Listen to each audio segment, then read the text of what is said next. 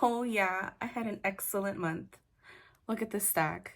Hi, my name is Yana. I'm a modern ajumma. Welcome back to my monthly wrap-up, catch-up. This is the month of April, what I read. Yeah, this was a great month. Spoiler alert, it's getting better. Oh my god. I'm having such a good reading year so far, guys. It's...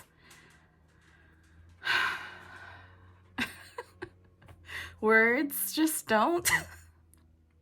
No, words do capture these feelings. I just personally don't have them. I'm not a writer.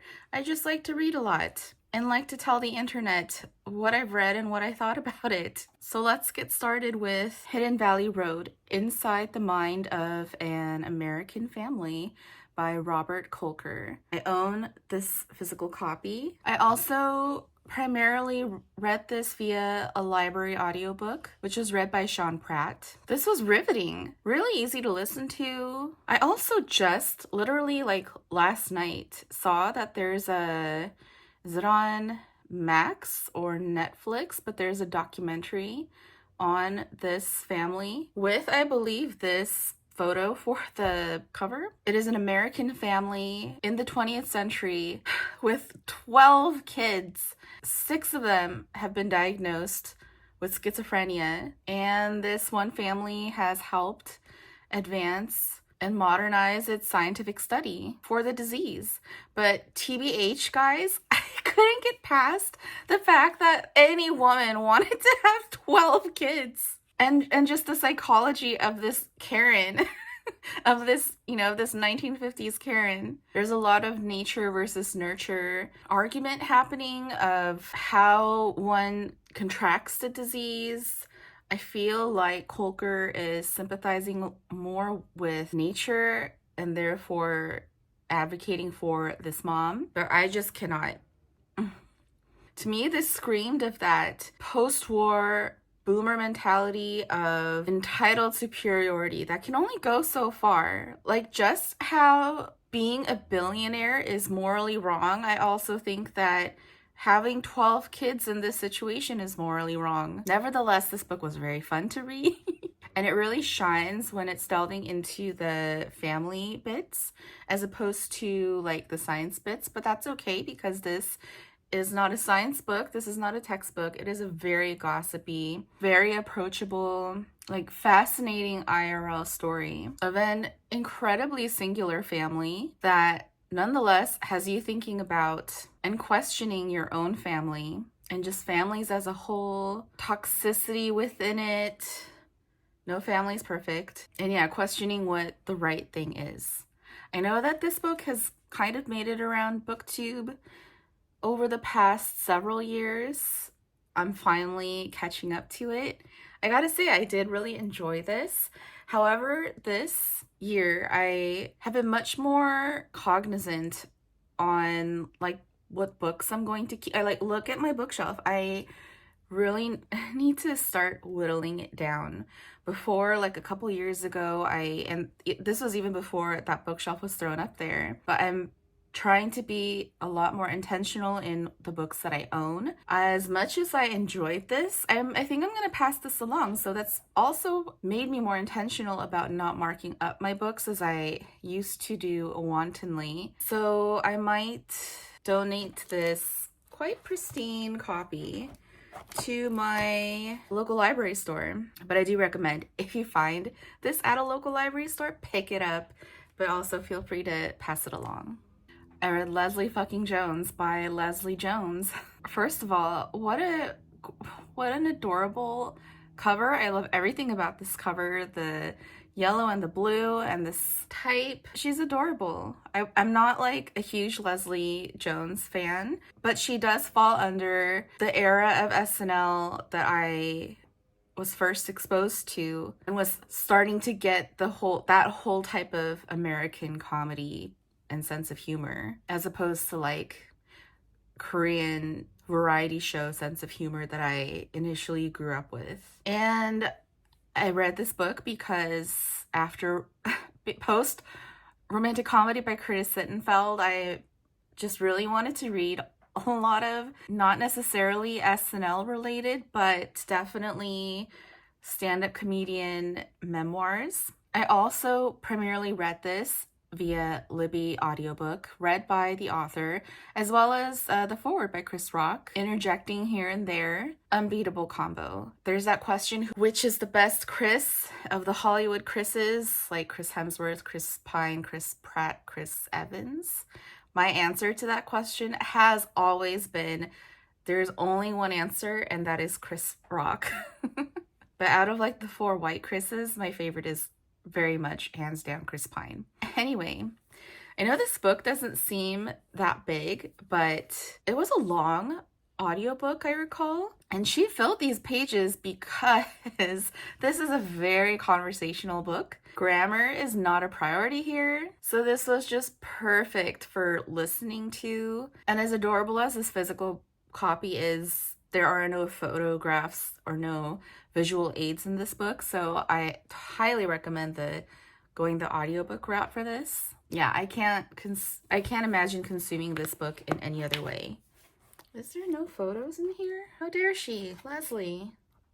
There was, for real, an emotional, raw honesty that you can hear in her reading of this book. This is obviously hilarious.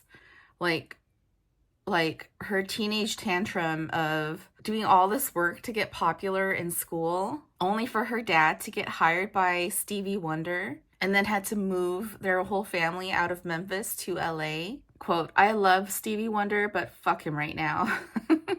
So that's what I mean by very conversational, very simple writing, straightforward writing. But that in no way detracts any quality. This is a very straightforward memoir of her life, how she grew up, stories about her family, atoning for being a normal asshole of a child / teen, and rising out of a hard life. Read this for good life advice. Quote, I am so tired of people not taking a life's ass whoopings. They are fucking for you to grow and become a better person. It's so many things, like when I didn't get to ask my parents about them. So many things about me and my childhood. Like there's so many things we didn't get to talk about. Just lost so much time. That's why I always tell people when they tell me they're mad at their mom or mad at their father or their fucking siblings and shit, like fuck that shit, man. They fucking leave, man. They leave. And once they're gone, they're gone.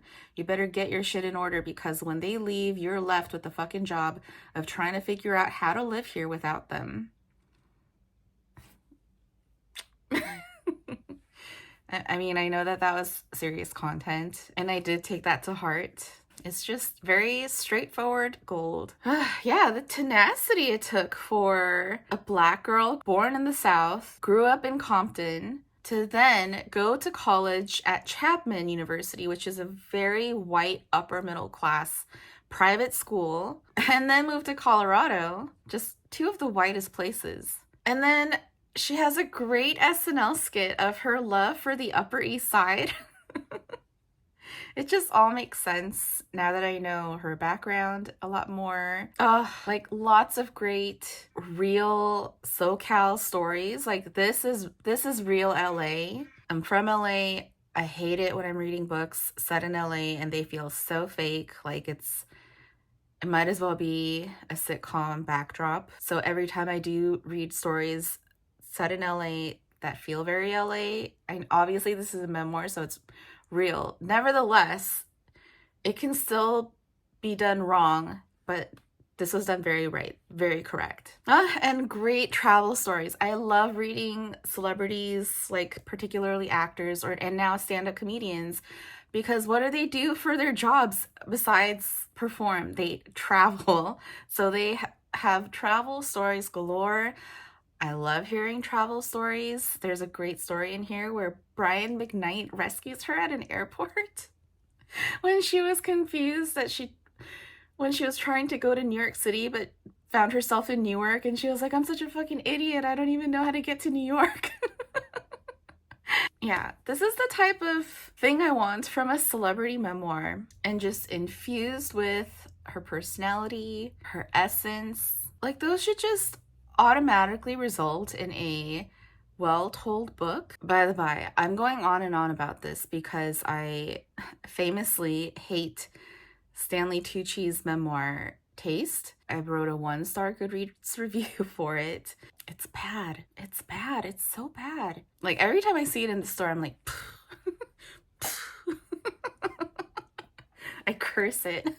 And every time I read, like, a book that book should have been, I'm, like, praising it a little bit higher, maybe. So I might be a little bit biased. But just all in all, Leslie Jones, because of her good personality, because of her genuine good heart after a lifetime of learning, this is a great book. Like, surprisingly earnest, much like Howard Stern's. But, like, you actually read their words and it all makes sense, seeing where they're coming from. So, yeah, unsurprising.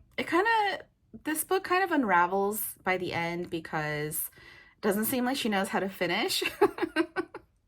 But I love how upfront she was about her shortcomings, like not being the smartest. I kept lolling so hard when she was talking about how she would never know which camera to look at while she was at SNL. And, you know, she's not the most politically conscious. She is not the most PC of a person. I watched her 2020 Netflix special, Time Machine, where she comes across as like a crazy Leo energy boomer. And I didn't really laugh at that special at all, except that her texting bit. Nevertheless, I do love this memoir for what it is at the core, her genuine desire to help. Little Weirds by Jenny Slate. I also read this primarily as a Libby audio read by the author.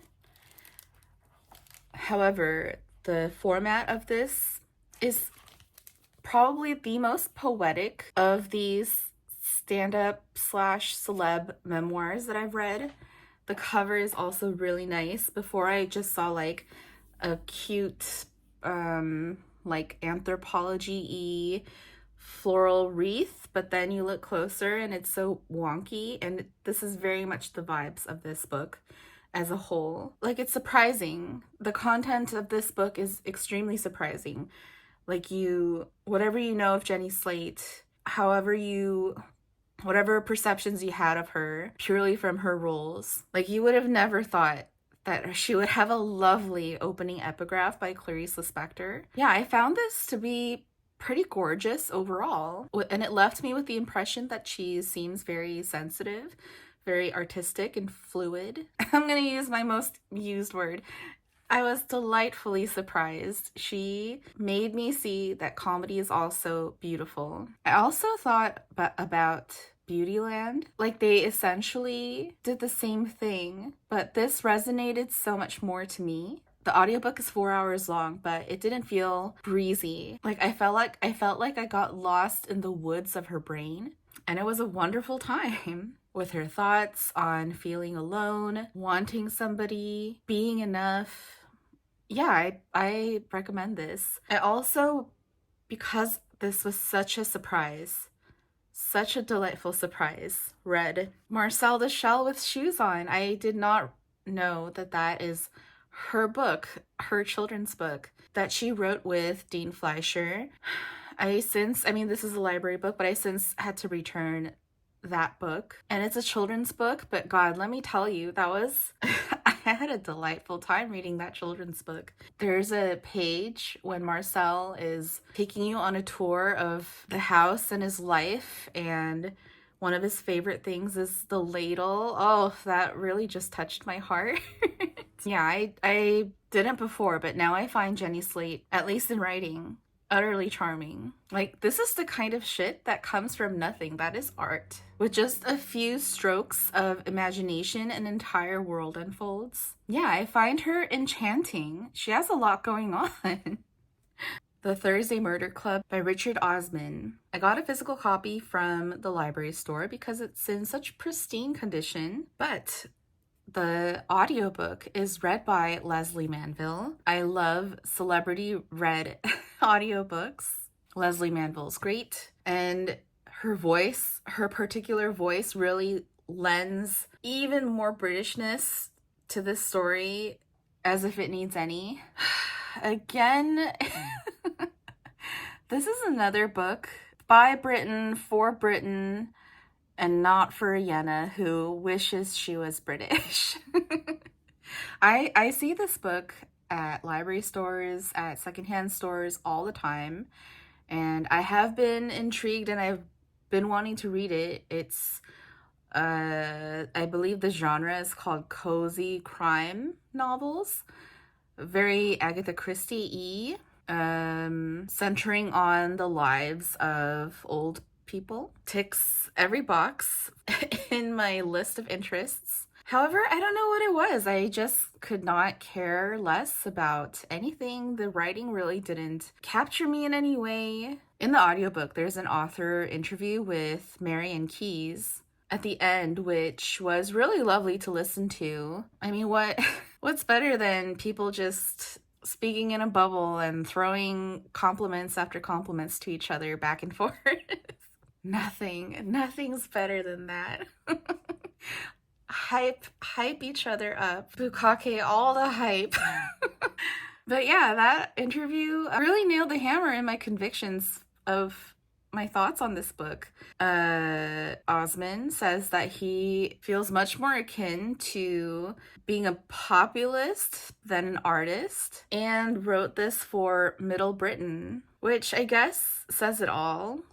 Like I don't know, I guess this is the British book equivalent of Friends. I do have to say that it has a good sense of place and culture. Super plotty, but the details are totally irrelevant.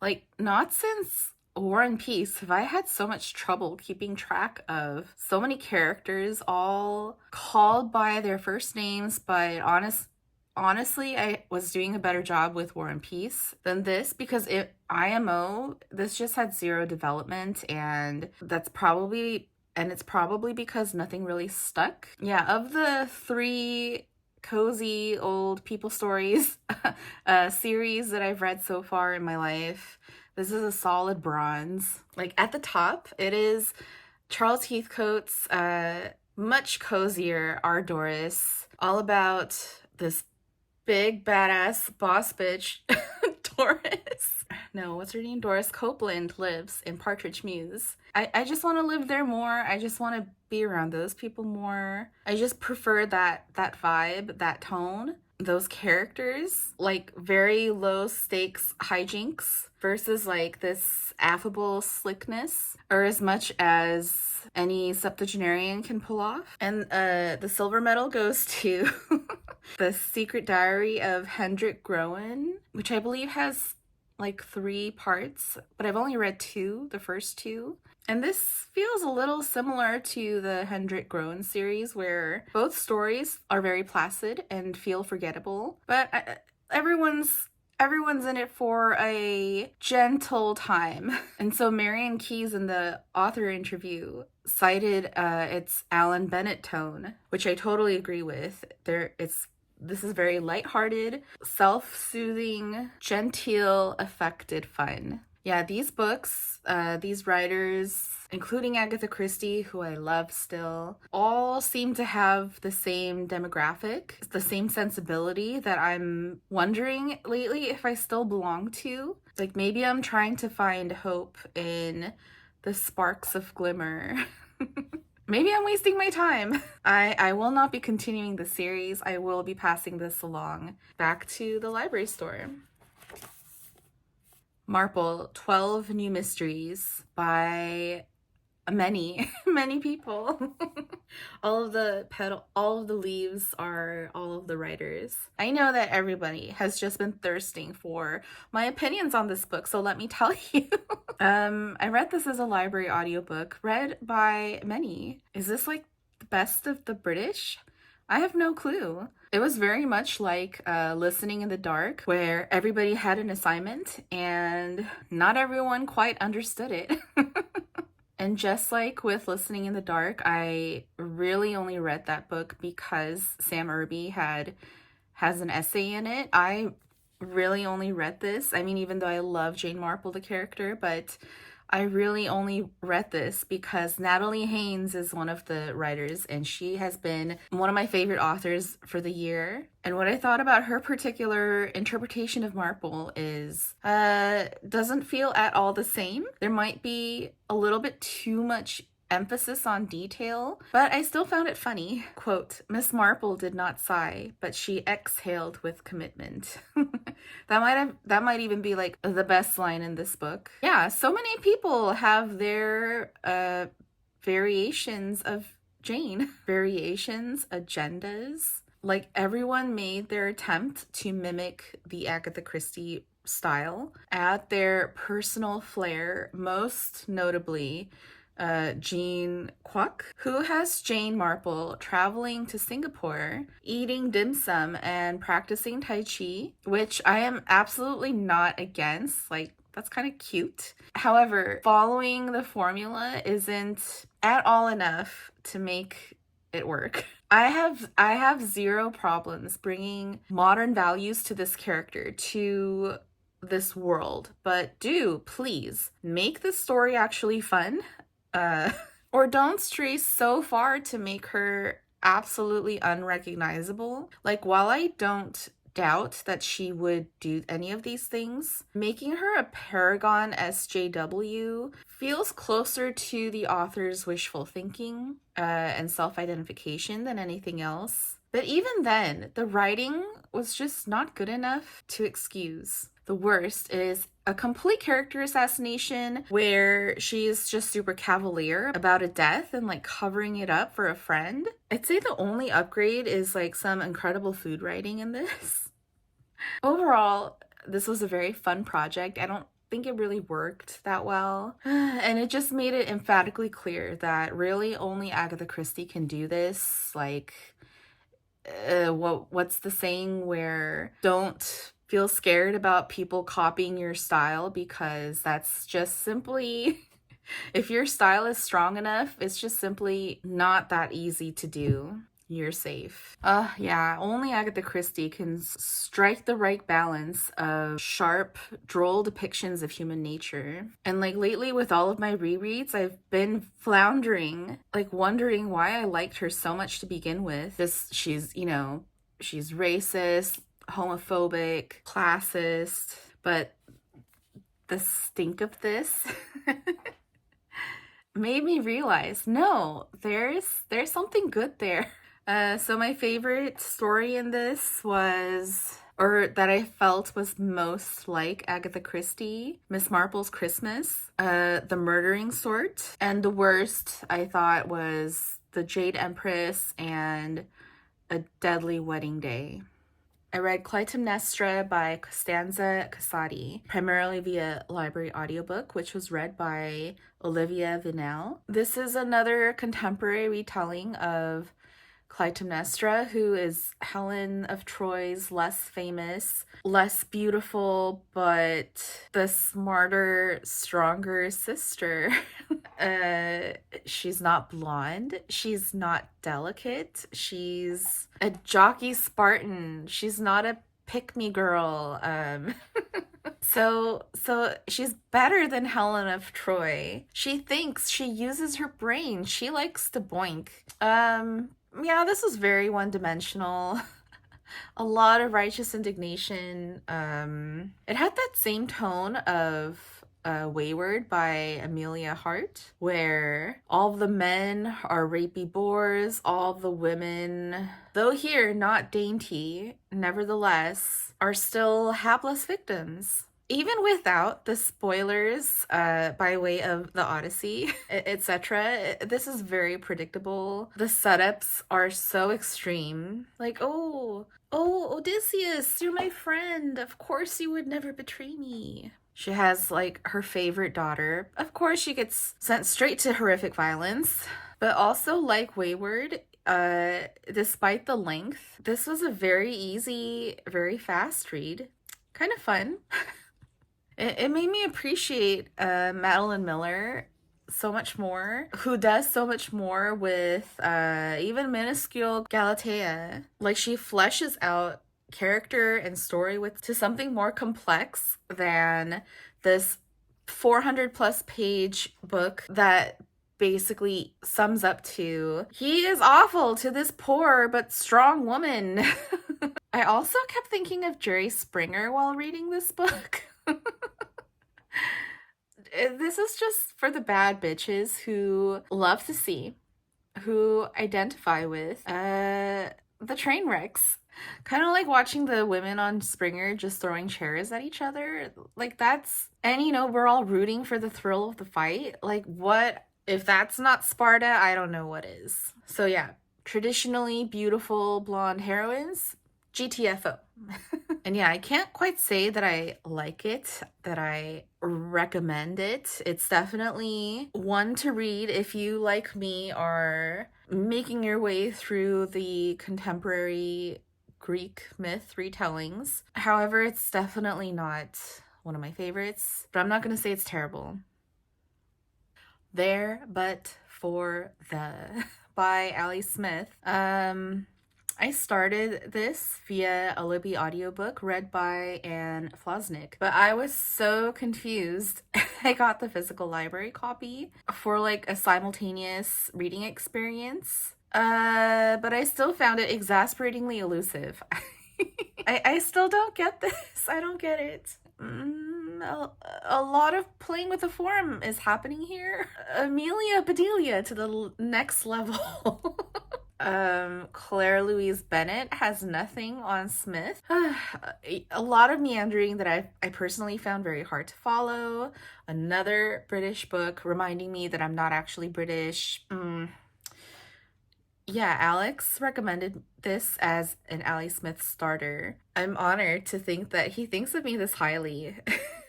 Guys, I'm scared. I own the seasonal quartet, and oh, if they're gonna be like this, I don't know if I'll want to even attempt it. It definitely made me think maybe I'm not ready yet. Like, my time with Ali Smith is just not today. Yeah, I need a lot of help with this. It has been so long since I read a book and I just did not comprehend what I was reading, where I'm like, all this time I thought I knew how to read. I guess not. I guess I don't. Please tell me what you're trying to say. Arlington Park by Rachel Cusk. Thankfully, I had a much better time with Cusk. Oh, I was very nervous. Like, NGL, I really thought between Ali Smith and Rachel Cusk, I was worried that I would find Cusk to be more challenging. Not with Arlington Park, at least. Thank God. I also started reading Arlington Park just because I was desperate to rewatch Little Children, which is the film by Todd Haynes starring Patrick Wilson and Kate Winslet. But I did not know that Little Children is a novel and the film is a film adaptation of the novel by Tom Perrotta. So add that to the TBR. I also didn't realize that Arlington Park and Little Children, the film, came out the same year, which was 2006. Anyway, all this to say that I was thirsting for some suburban dystopia. Ooh, did I get it? I like this a lot. I like this a lot more than I thought I would. Not to say that it is not any less like brainy than I thought it would be. It's very descriptive, using 20 words when 5 would do, but not to its detriment in any way. Like, not a bad thing at all. If anything, her language renders me even more inarticulate with awe. A symphony of taupe. Oh, it was not enough to have subjugated the rooms of her house, to have mastered the weekly disciplines of shopping and cooking, to have penetrated her husband, her children, her possessions with such sanitary force that their very natures seemed to recur, like laundry, in a transfigurative cycle of cleanliness. It was not enough. Sometimes she wondered if it was anything at all to be in control. Oh, that men destroying women line that a lot of people cite from this book, so good. That entire dinner party scene, so good. Insidious. This whole book is just that feeling when everything is completely normal, as you've known it, but then something happens, completely left field, that totally shatters your illusions, your trust that you had in your life as you've known it. I love that. I love that so much. And this book is just peppered with scenes like that. The white couch scene, my God. Just events that are totally banal, but feel like an earthquake, unsettling the character, sending her to spiral. It's so easy to identify with these women in these scenes as they're all so normal and so true, like they feel true to life. And that's what makes them feel so horrifying. Like, of course, there are Karens that just comes with the field. Ugh, that mall scene, the mall scene is hideous. Just every sentence tells me that Cusk just gets it. For Martin, her body was like a village that over time had sprawled and grown until it became a bustling center, cut through with new roads and modern developments, some of them unsightly. It had changed, but it was where he lived. But what I most truly appreciated is that this book isn't necessarily a damnation of the Karens, of reducing women as these Karens doming suburbia, but more asking the question of how is everyone spending their fund of life? Oh, another chef's kiss of a line. Like, why are we making the choices that we make? So this entire book are these vignettes of some of the women who live in this neighborhood of Arlington Park. And my favorite part, hands down, is Solly and what she goes through. Again, everything is normal. Girl's just renting out a spare room in her house. But Cusk writes it as incendiary. Apparently, all you have to do is remember to lift your mouth a little at the corners. She couldn't remember the last time a man had looked at her as anything other than part of a box set that included his wife. Oh, and the last scene, the last vignette with the Kareniest of Karens named Christine. And oh, an absolutely horrific mob. And like the shuddering last line uttered by her husband. Oof. I'm already aching to reread this and visit the interiority of these characters again. I am so intrigued to read more Cusk. Hope by Andrew Ridker. I read as a library physical copy of a book that I've since returned. It was a recommendation by Matthew Sherappa. Matthew Sherappa. This was so funny. Oh, with like the most delectably written, overbearing mother character. It's separated into 4 parts, each examining a member of this one family, of this screwed up family. But the best one, at least my favorite one, is the daughter's story, whose relationship treatment is handled so well and that I found so compelling. I found this to be very well written, extremely clever. Again, this is another example when I love this book so much, but I just don't have much to say about it other than like I have such fond thoughts. I also want to reread this again just to visit these fucked up people once more. But I really want to read Ridker's debut novel, The Altruists, next. So I very much highly recommend Hope. Yeah, it's definitely going to be in my top 10 for the year. Henry by Alan Bratton. I pre-ordered this from Barnes & Noble mostly for this beautiful portrait painting by Chris Knight. What is up with these gorgeous book covers lately? Art is alive! Is this book alive? I'm gonna argue yes. So I don't love it. I didn't love it. I didn't hate it. I like it more than I dislike it. There is just something so compelling in this book, and it still lingers. It's still got its hook under my skin. But kind of like The Happy Couple by Nisha Dolan, the tone is very sarcastic. It's very caustic. It's very unwelcoming about miserable people. This is another contemporary reimagination of Shakespeare's Henriade, except in this world it's with gay Catholic men in the aristocracy. So the whole family-bound duty to procreate and pass on their lineage is what's getting this dude's goat. I'm not saying that they're whining, but there is a hefty amount of privilege that you have to stomach in this book. There's like the thrill of an illicit relationship that ends up being the healthiest habit the main character has. A shocking to the core conflict that is genuinely compelling and very dark. Yeah, I don't know how else to say it, even though I'm not entirely intrigued by what Bratton is selling. I'm still enticed enough to buy it. For sure, he's a very skilled writer. The writing in this is pretty good. The things he says feel true to life. Quote, "No, it's the really posh girls and the really poor ones who like to be degraded.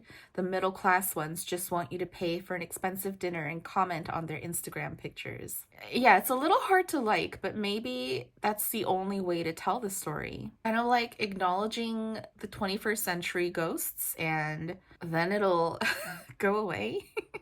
Your sins are absolved. I don't think you have to know about the Henriette before reading this, but it would definitely enrich your reading experience for this book. Otherwise, it might just give off very Saltburn vibes, but maybe not apt enough. Even with the film Saltburn, I'm still reconciling with that because I genuinely still am captured by Saltburn. I think that it's just too beautiful and too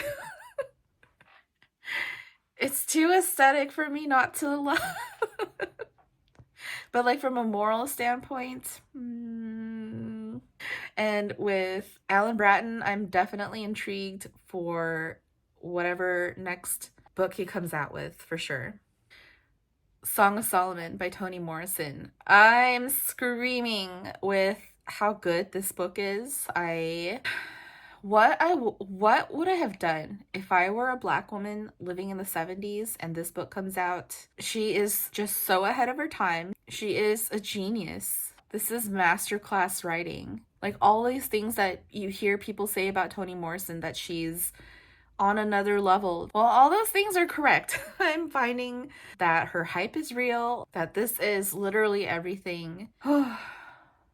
Whether you read Song of Solomon purely for plot or like on a surface level, or letting the layers of history of humanity sink in, like how the generational trauma of racism and slavery is still so close to Milkman, even though he feels far removed from it, this remains an immensely pleasurable, profound reading experience. Oh, I just cannot reiterate this often enough. The way that Toni Morrison writes story, sets up pacing, infuses life and complexity into her characters is mind-bogglingly brilliant. This is also extremely very plotty, but without sacrificing any vibes. This is just perfect.